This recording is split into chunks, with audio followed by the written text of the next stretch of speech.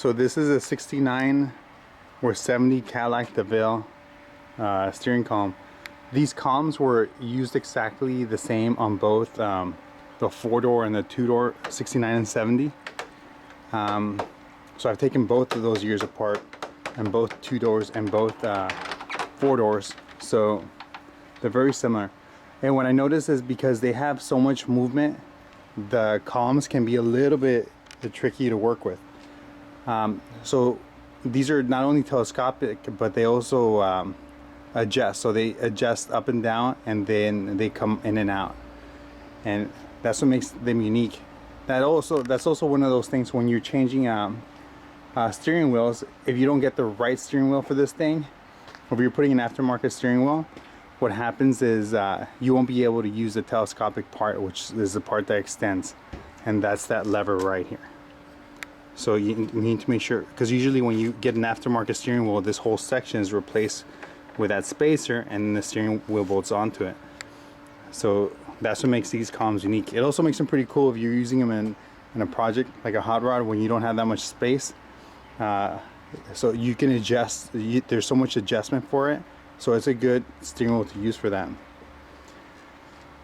So I pulled that steering wheel from my, this is a 6970, so it's a hybrid, so it has both parts from both different cars. So I pulled the steering wheel because it had too much play. So of course there's the 4 bolts that are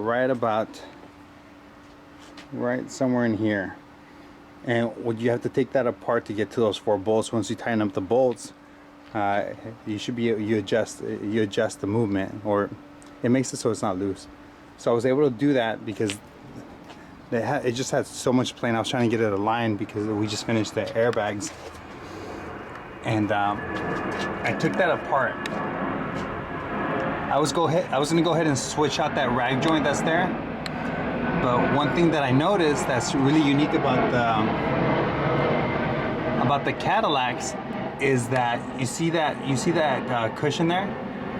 So that cushion's a lot different than what I've seen in other rag joints, and I started thinking that's probably the idea behind that, was probably to make it smoother, make the suspension feel smoother. So I did get a replacement, and this is how it looks. So this is something that we usually see in the replacements. The material that they use is a lot different. Well, I ended up keeping that one because the diameter of this hole is a little bit different. This one's smaller than the other one, but from what I've seen, it looks like the replacement rag joints don't have that cushion, or maybe they do, but the ones I found did not have it. So right now, so I removed the steering wheel. I put that rag joint back in, the original one back in. Just double checked it. It didn't have too much play, but I don't like how it's so soft. But I guess I'm gonna have to just keep that. And you can see some of the material doesn't look the best, but it's there. It's pretty solid. And I tightened up those 4 bolts on the steering column. Took this thing apart, tightened up the bolts, put it back together. Sprayed some paint on it, some black, sanded it down a little bit, cleaned it up, and now it's getting ready to go back in. But before I did that, I actually found a different steering column. This one's from a 4-door. It's the same column, but the thing is that it's a little bit rough. And I decided, I mean, it's pretty solid. It doesn't have any play, but I decided that it would probably be better if I just adjust this one and just use the original one in there, put it back in, and see how it goes. So to remove it's pretty straightforward, and I'm gonna show you how that goes. So in the engine area, you're gonna have the rag joint. The rag joint it actually goes like this, and there's one bracket that's right here, and I'll show you that bracket in a quick second. And there's a bolt similar to that side, and that's on this side. So you take that bolt off, and then you should be able to just slide the column once you remove the brackets that hold it in place. So you get to these 2 bolts right here.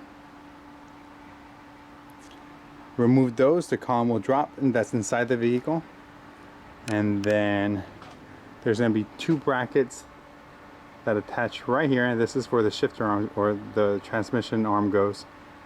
And there's a bracket that wraps around here and attaches to the frame, to the body of the car. This is how that bracket looks.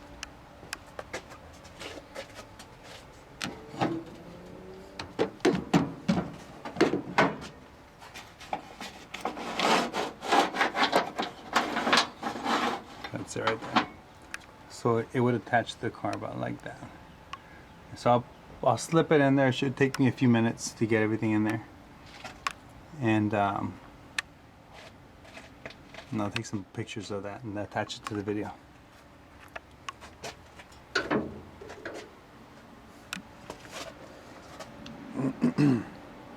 So that's the column. Before I put it back in, I wanted to make a video for a couple of different reasons. So I remember how it looks, and also to show it the work that was done to it. And you can see all I did was clean it up. I took the steering wheel apart, separated that first piece of the column, and then tightened up the bolts. That's pretty much it. Alright, next few minutes I'm gonna slap that thing in there and get the car going.